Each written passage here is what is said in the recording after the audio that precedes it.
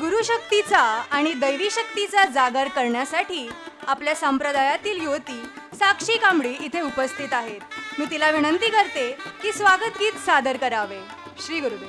गुरु परमात्मा परेषु, गुरु परमात्मा परेषु, देवतयाचा अंकिला स्वयं संचरा त्याचे घरा, देवतयाचा अंकिला, देवतयाचा अंकिला, देवतयाचा अंकिला।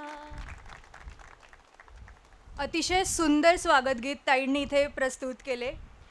स्वागत गीताद्वारे असं मंगलमय वातावरण आज या ठिकाणी बनले आहे। अगदी परमपूज्य माऊलींना देखील येथे येण्याचा मोह आवरला नसेल।